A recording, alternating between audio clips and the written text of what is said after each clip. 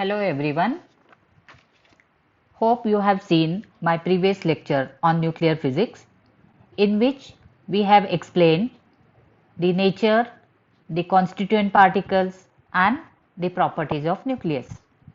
Also we have learned about radioactivity, radioactive rays such as alpha, beta and gamma, and the properties and nature of alpha, beta and gamma radiations also.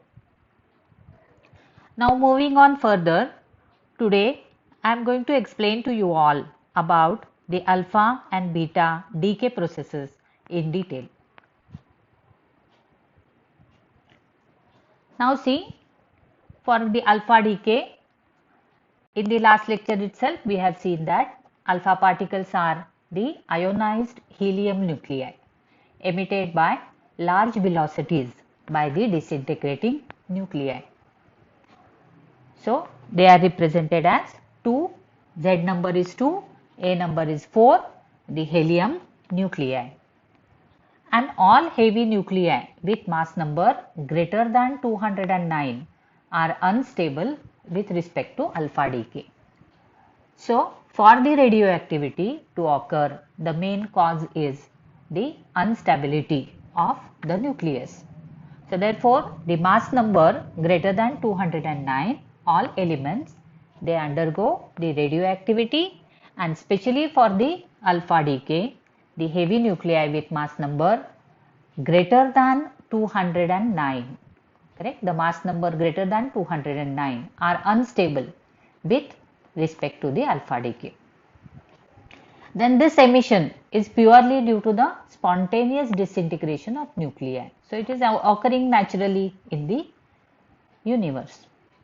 Due to alpha decay, the nucleus decreases in its Z number by 2 and A number by 4.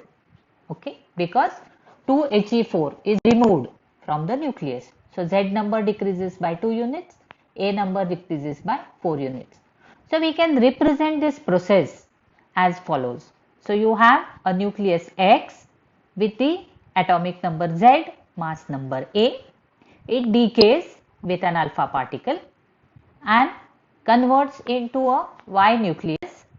So the Z number reduces by 2, the new Z number, atomic number becomes Z minus 2 and the A number becomes A minus 4 with the emission of the helium nucleus 2He4. Okay. So in this reaction, X is called as the parent nucleus and Y is called as the daughter nucleus. Okay. So for example, we can just give the example of this uranium.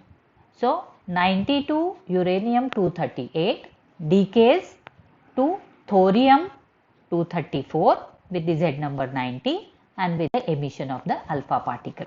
Okay. So you can see the reaction here. The Z number reduces by 2, A number reduces by 4 by the emission of the alpha particle. Okay.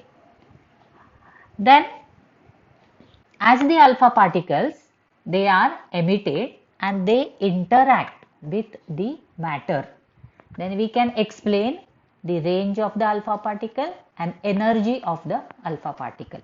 Okay. Now when the alpha particles are emitted, they carry certain energy which is in the form of the kinetic energy. Okay. So because they are emitted with a certain velocity. So they have mass, they have velocity. So therefore they carry the kinetic energy with them. And when the alpha particle interact with the matter, this energy is dissipated, means it is lost in the matter when it interacts with the atom. Okay. So they collide with the atom, give their energy to the atom, and what they do, they ionize the atoms. Okay. So what is ionization? The dissociation of the neutral atom into the positive and negative ions. We call it as the ionization. Okay. So due to the mechanism of their production in standard alpha radioactive decay, alpha particles generally have a kinetic energy of about 5 million electron volt. In passing through matter, alpha particles ionize them. Means they dissociate the matter into positive and negative ions and lose energy in steps. Okay, until their energy is almost zero. As they are in their path, they interact with the atoms of the matter, and in steps they lose their energy. The distance traveled by the alpha particle, the distance traveled by the alpha particles in matter before coming to rest is called the range of alpha particle. Okay, this range depends on which quantities. It depends on the type of particle, it depends on its initial energy that it carries, and also it depends upon the material through which it travels. Okay, so that is called as the range of the alpha particle. Okay, now these are alpha particles, as I told you, they carry the kinetic energy, but not all alpha particles have the same energy. Okay, so they differ. So according to the energy that they carry, the range of the alpha particle also differs. If they have more energy, the range is more. If they have less energy, the range is less. Okay, so depending upon the range of the alpha particle, it was found that a majority of alpha decay consists of long range alpha particles, but there are a few short range alpha groups also. Okay, so the range of the alpha particle is long when they carry more energy. The range of alpha particle is short when they carry lesser energy. Then how the energy more or less depends upon? It depends upon the transition of the alpha particle from different levels of energy in the nucleus. Now very similar to the atom, the nucleus is also having the different energy levels. Okay, so you have the ground state and you have the different excited states in the nucleus. Okay, so the long range alpha particles are due to transitions from the excited state of the parent nucleus to the ground state of the daughter nucleus. Okay, so the excited state of the parent nucleus and the ground state of the daughter nucleus, the difference in their energies is much more, and the difference in their energy levels is given to the alpha particle as its kinetic energy. Okay, so therefore they are defined as the long range alpha particles, in which the transitions from the excited state of the parent nucleus to the ground state of the daughter nucleus is taking place. Whereas the short range alpha particles are due to transition from the ground state of the parent to one of the excited states of the daughter nucleus. Okay, so the difference in their energies is very less in that case. Thus alpha particles are found to exhibit a fine structure, that is, they consist of a number of discrete individual groups of alpha particles whose ranges are very nearly same but are distinctly different. Okay, for example, all the fine structure alpha particles, the kinetic energy lies between that of the 5.5 MeV to 4.5 MeV. So in between you get the different transitions taking place. So all the energies are very nearly same, but they are distinctly different. So the difference will be very 0.001 or 0.01 etc.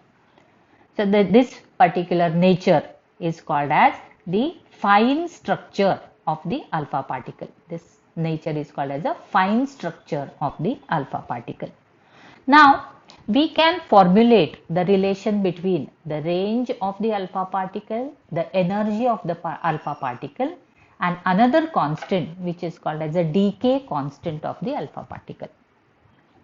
And that particular relation or that law, we call it as a Geiger-Nuttall law.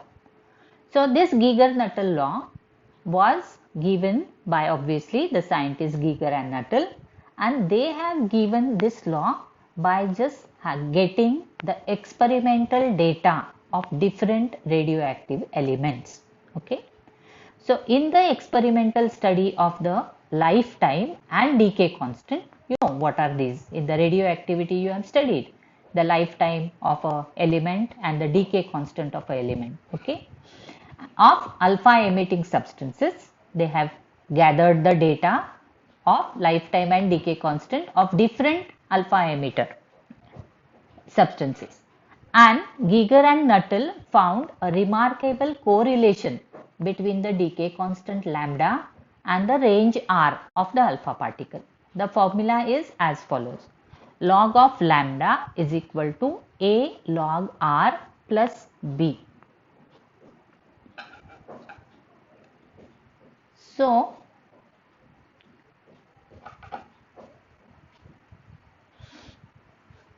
we can just see this equation. Log of lambda is equal to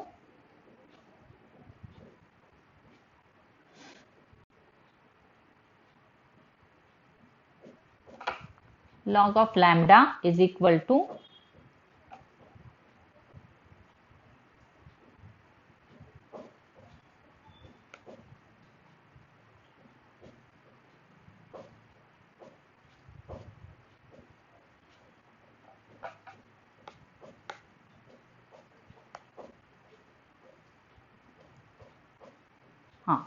so you can see this relation log of lambda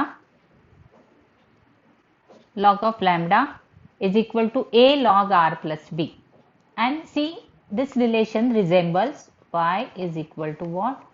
Mx plus c. It is the equation of a straight line. So y is log of lambda, m the slope is A, x is log of R, and this is the constant, the b is a constant. So this is an equation of a straight line where a and b are constants. Since range R is directly proportional to the energy, log of lambda is equal to a dash log E plus b dash, okay, where E is the kinetic energy of the alpha particle. Now this relation was obtained by plotting log lambda against log R for different radioactive elements.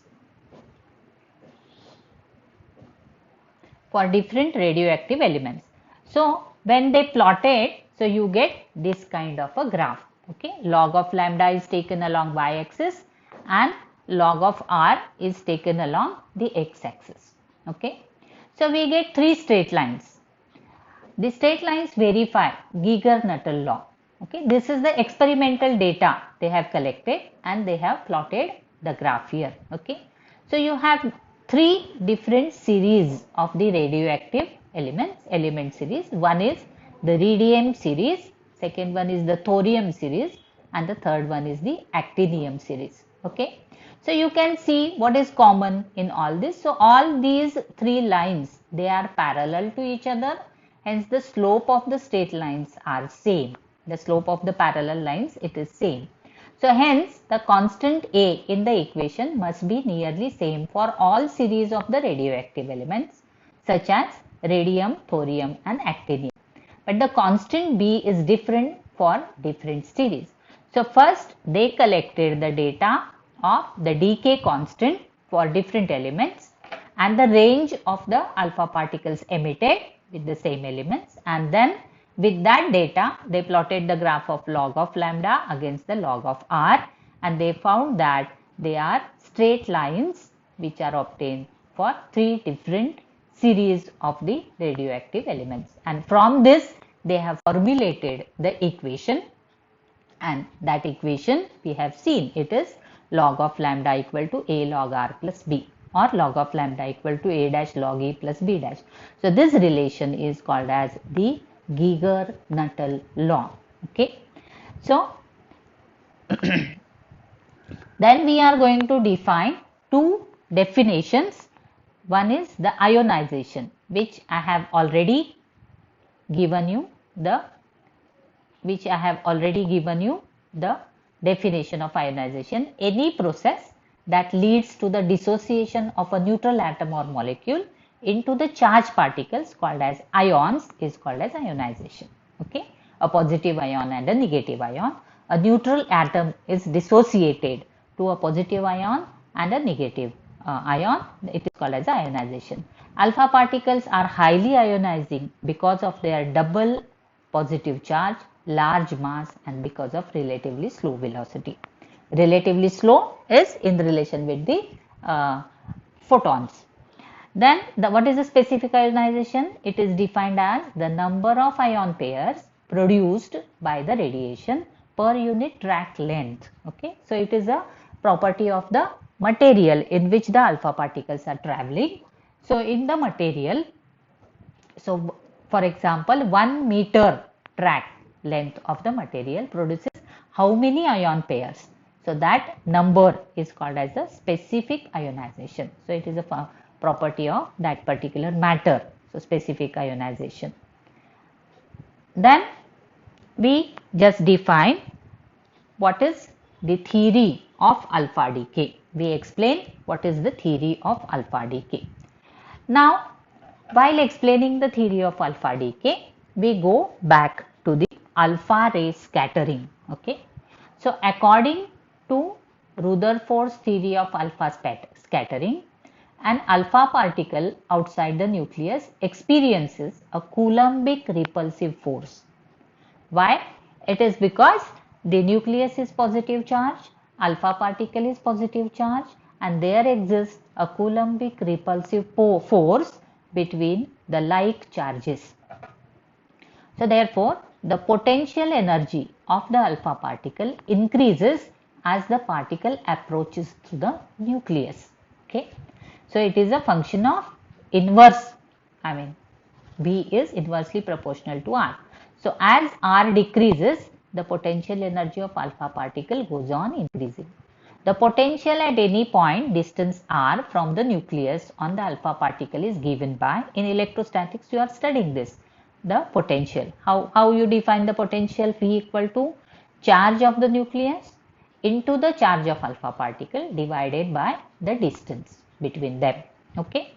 So we specifically define a particular case when an alpha particle is emitted by a nucleus of atomic number Z and is located at a distance r from the nucleus, the potential is given by. So there is an interaction between the daughter nucleus which is formed and the alpha particle which is emitted. Okay. So what is the charge of the daughter nucleus? It is Z minus 2.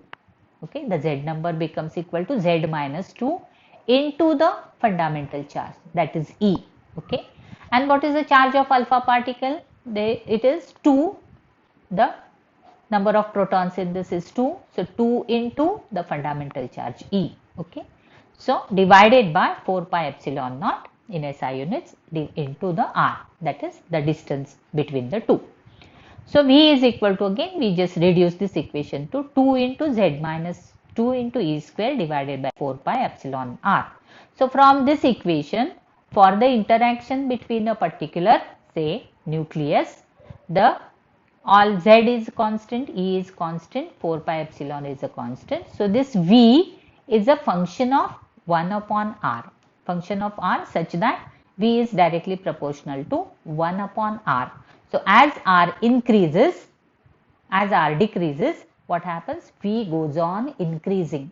Okay, the potential goes on increasing as the alpha particle becomes closer to the nucleus. Okay, so we can now define what is a potential barrier. So we can just consider, as the alpha particle approaches the nucleus, the Coulomb's law holds good only outside the nucleus up to a distance r equal to r. Correct? So if the alpha particle is outside the radius of the nucleus, then it has the Coulomb's repulsive force that is coming into play. Okay.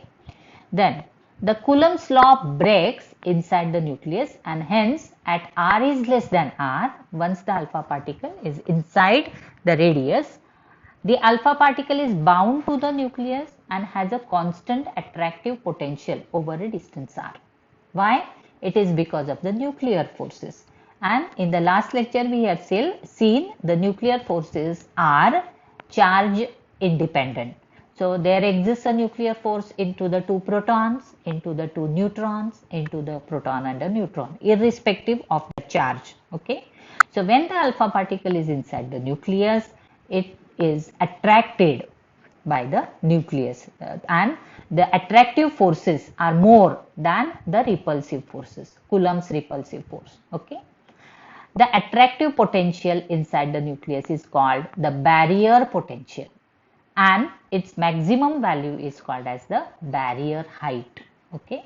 So whatever the attractive potential between the nucleus and the alpha particle, which we have just calculated by the equation. So that particular potential is called as the potential barrier, and its maximum value is called as the barrier height. Okay. So now let us give one example.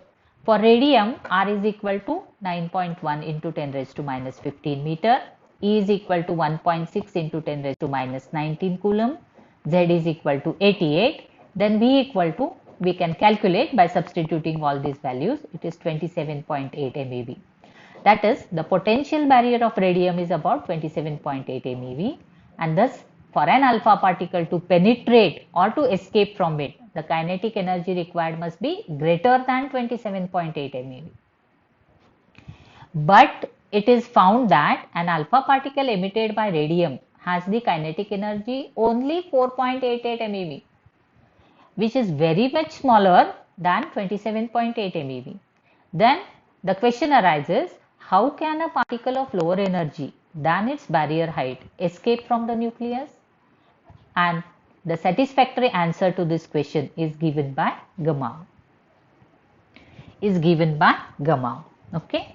So in the Gamow's theory of the alpha decay, we have the potential barrier and how the particle overcomes that potential barrier. It is just like a pit, and you have to cross the pit by applying your energy. So alpha particle which comes out of the pit has carrying a very less energy, but that barrier which it has to cross, it has got a very large energy. Just now we have seen the potential barrier energy.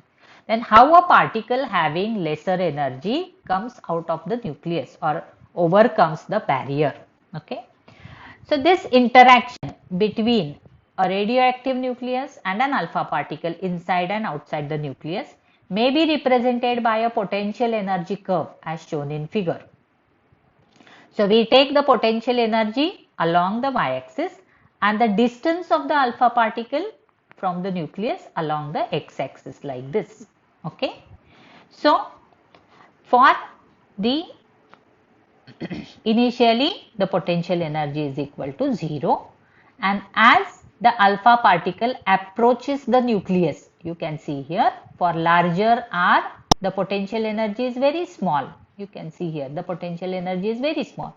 So as the particle approaches the nucleus, the distance r goes on reducing, and at the radius of the nucleus r equal to capital R, the potential energy is maximum here. Okay, and it is given by this equation we have seen. Okay. So when this r becomes equal to capital R, the radius of the nucleus, the potential is maximum 27.8. Okay. So this is the barrier height. Okay. So the rising portion of the curve indicates increasing repulsion of alpha particle. To escape from the nucleus, the particle should have a kinetic energy at least as great as the value of energy at the maximum of the potential energy curve. So the meaning of this is the kinetic energy of the alpha particle is only this much. Okay. But it has to cross the barrier of this much energy. Okay. So this is this much energy it has to overcome to come out of the nucleus. Okay. So how a particle of lesser energy overcomes this potential barrier and comes out of the nucleus. Okay. So that is the question, and the answer to this question was given by Gamow and London. So in 1928, Gamow and London developed the theory of alpha decay independently on the basis of quantum mechanics. Okay. So they considered this equation, or they considered this particle having a dual nature, and they have treated the particle as a wave, wrote the wave equation for the alpha particle and tried to solve them, so which is called as the Schrodinger equation for alpha particle. Gamow used the tunneling effect to explain alpha decay. So what is this tunneling effect?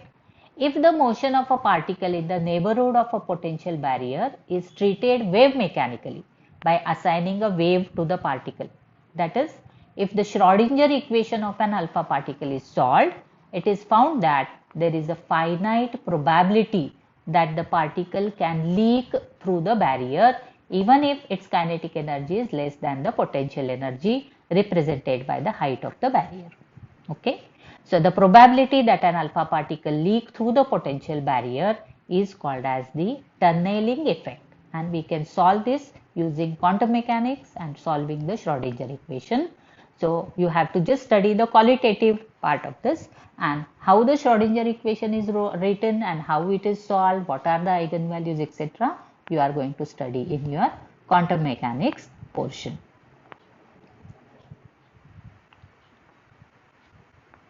Now coming to beta decay.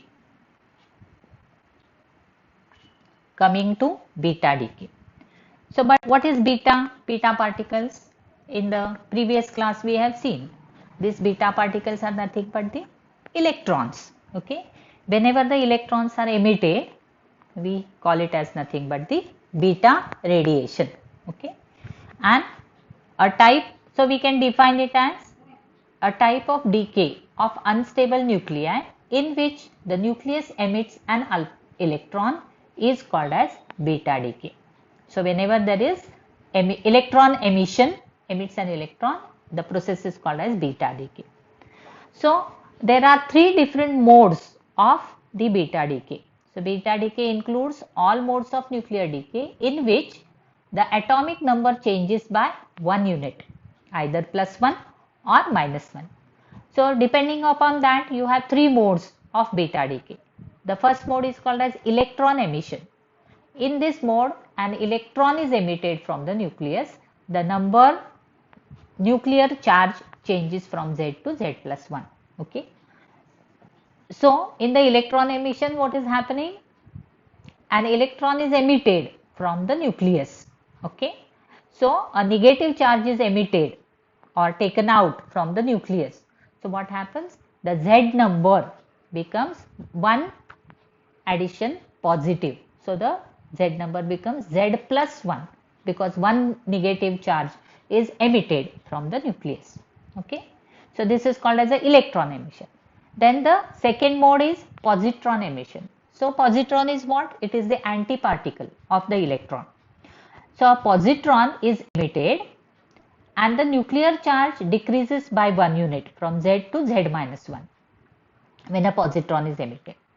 Now to preserve atomic neutrality, because atom is neutral always, to preserve atomic neutrality, a negative electron has to eject from the outer orbit.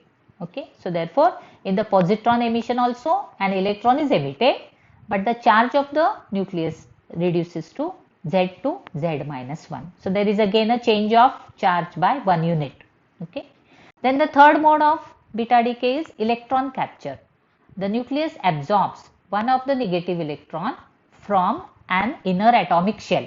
Atomic electron is absorbed by the nucleus. Okay, and thereby alters its charge from Z to Z-1. When it absorbs a negative charge, so the negative charge increases by 1 unit. So the Z number is Z-1. The atom as a whole remains neutral but is left in an excited state because of the absorption of electron to the nucleus. The atom remains neutral but it has the energy, so it is left in the excited state. So all these three modes of the emission, they are explained as the beta decay. Now the energy spectrum of beta particles, you can see on the screen a graph. This energy spectrum is what? A graph showing the relation between the energy of beta particles and the relative number of emitted particles is called as the beta ray spectrum. So we take the energies along the x-axis and we take the intensity, means the relative number of emitted particles. We take it along the y-axis. And what do we get that? We get this graph has a continuous nature, you can see here. Okay, so it has got a continuous nature. So this energy, E maximum energy, it is called as the end point energy. Okay, so the energy spectrum of beta particle forms a smooth continuum. This is called as a smooth continuum. The high energy end of the continuous spectrum terminates abruptly at a specific energy equals to the transition energy, this Emax. Okay. Experimentally, it was found that beta particles, instead of being emitted with a single discrete energy equal to the transition energy, are in fact emitted over an entire continuous energy range up to a maximum energy. So what are the different points that main features of the beta spectrum? The first one is the spectrum is continuous, having energies ranging from 0 to well-defined upper limit called as endpoint energy. Just now I told you. Every continuous energy curve has its maximum height and the position, which is the characteristic of the nature of emitter. In addition to the continuous spectrum called the primary spectrum, a few emitters exhibit line spectrum peak called its secondary spectrum. Okay, so what it means?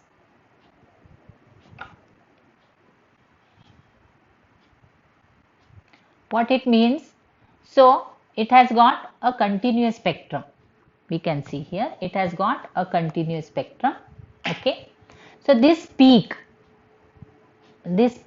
of the continuous spectrum, okay, it depends upon, this peak depends upon the different alpha emitters. So some will have a peak here, some will have a peak here, some will have a peak here. So like this peak, it depends upon the alpha emitter.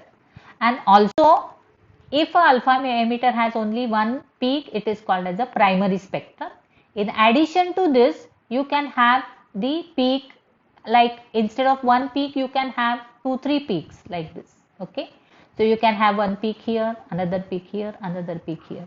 So these other peaks, they are called as the secondary spectrum. Okay, so instead of one peak you can get 2-3 peaks also, spikes also, which are called as the secondary spectrum. Okay, these are the main features. Now if we study this process, there are different difficulties in explaining the spectrum, or in other words we say that there are the violations of the rules which has to be followed in any nuclear reaction. The first difficulty is the law of conservation of energy. Okay, so law of conservation of energy says that the total energy before the decay or before the disintegration must be equal to the total energy after the disintegration or after the reaction.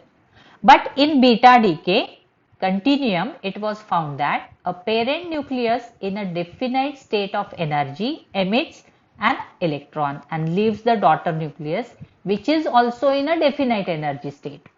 Okay, the energy of the emitted electron is not equal to the difference between the energies of the nucleus before and after emission, but may have any value between 0 and maximum energy of the continuous spectrum.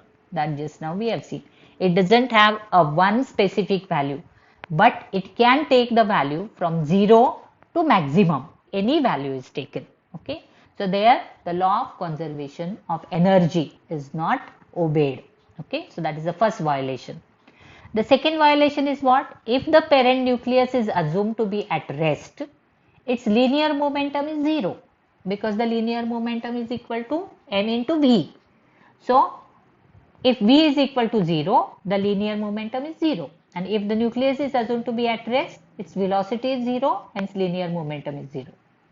When the parent nucleus undergoes beta decay, the sum of the linear momenta of daughter nucleus and beta particle must be 0, because the momentum before the reaction must be equal to the momentum after the reaction. Okay, so if the momentum before the reaction is 0, the momentum after the reaction must be also 0. For this should happen, they should move in opposite directions. Okay, so to become the resultant momentum to be 0, the daughter nucleus and the beta particle, they should move in the opposite direction. Okay, V and minus V, then only the momentum becomes 0. But observations show that they don't move necessarily in opposite direction. Okay, so therefore there is a violation of law of conservation of linear momentum also. Then the beta particle, which are Fermi particles, have a spin equal to half, and when they are emitted from the nucleus, they should change the nuclear spin by half. Okay, but it was found that nuclei either remain with the same spin, there is no change in the spin by half, or with an integral change in the spin was involved. Okay, so therefore the law of conservation of angular momentum is also not satisfied. So in the beta decay process, there is law of conservation of energy, momentum and angular momentum are violated in the beta decay process. Then again, what is the remedy, or what is the answer to this? So the answer to this was given by a scientist called as Pauli. It is given by a scientist called as Pauli, and it is called as Pauli's neutrino hypothesis. Okay, so what is the Pauli's neutrino hypothesis? Pauli in 1930 suggested that another neutral particle having negligible mass as compared to electron and having a spin half is emitted along with the beta particle and carries a part of the available energy and momentum. This particle is called as neutrino and is indicated by this notation. Okay, so neutrino is a particle which is emitted in beta decay along with a beta particle, which is a chargeless and massless particle having spin is equal to half. Okay, so it is a neutral particle and having a very negligible mass. So this particle is called as a neutrino. So Pauli suggested that along with the beta particle, a neutrino is also emitted. So apart from the small recoil energy of the daughter nucleus, the available transition energy is shared between the beta particle and neutrino in such a way as to yield a continuous spectrum that we have just seen. So what is E maximum then? It becomes equal to the energy of the beta particle plus the energy of the neutrino. So E beta plus E nu. So that will give you together the maximum energy. Okay. This is how we can just give the explanation for a continuum spectrum and not a line spectrum. So if the beta particle has only a single energy value, it would lead to a line spectrum, but it is not showing a line spectrum. So the available energy, which is less, is carried by the neutrino here, is shared by the beta particle and neutrino. So E max equal to E beta plus E nu. Further, the neutrino has the angular momentum half into h upon 2 pi. With this, the conservation of angular momentum can be explained in beta particle. Okay. So what is the angular momentum of the resultant, that is the parent daughter nucleus? So that can be obtained by just assigning this the angular momentum half into h upon 2 pi to the neutrino particle, and which will give you the satisfactory explanation for the law of conservation of the angular momentum. Now assigning this particle to the reactants, how you can explain the basic beta decay processes? So according to the neutrino hypothesis, the basic beta decay reactions can be written as follows. So in the electron emission, means beta minus decay, what is happening? A neutron is getting converted to a positive proton and electron is emitted. Okay, so along with the electron you have a anti-neutrino also emitted. Okay, so this is a antiparticle of the neutrino. Every elementary particle has its antiparticle. Electron has a positron. Similarly, neutrino has a anti-neutrino. So when you now check this reaction, it will satisfy the law of conservation of energy, because whatever the missing energy, that is carried by this neutrino. law of conservation of linear momentum, and law of conservation of angular momentum. All three they will satisfy in this particular reaction if you just consider the emission of this neutrino along with the electron in the process. Okay, so this is for the electron emission. Then the positron emission, we have the positron emission.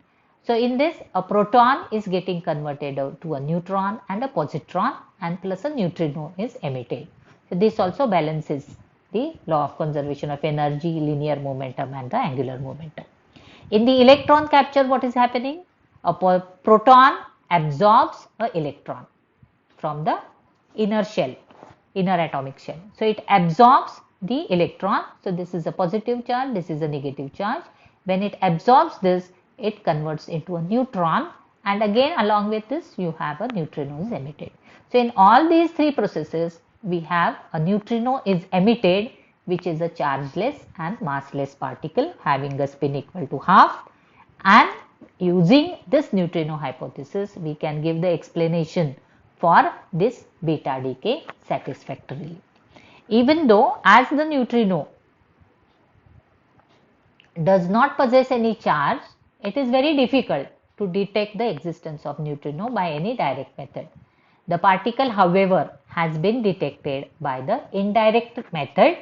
So it does exist, but you cannot detect the existence of the particle directly, but you can give the indirect evidence for the existence of the neutrino, and by assigning the neutrino in Pauli's principle, neutrino hypothesis, we can give the satisfactory explanation of the beta decay process. Okay, so that is the brief idea of the alpha decay as well as the beta decay processes. Though we don't go into much details or the mathematical or whatever the mathematics required to explain this, there is not necessary to go into the detail, but you have to understand how the nucleus emits alpha and beta particles and decays into the different elements, different radioactive elements, and how you can just explain the processes. So that is called as the alpha and beta decay. So we'll stop for now, and in the next class we will just explain for the nuclear models. Okay, so we will explain with the nuclear models, and we'll stop for today. So this was the second lecture of nuclear physics.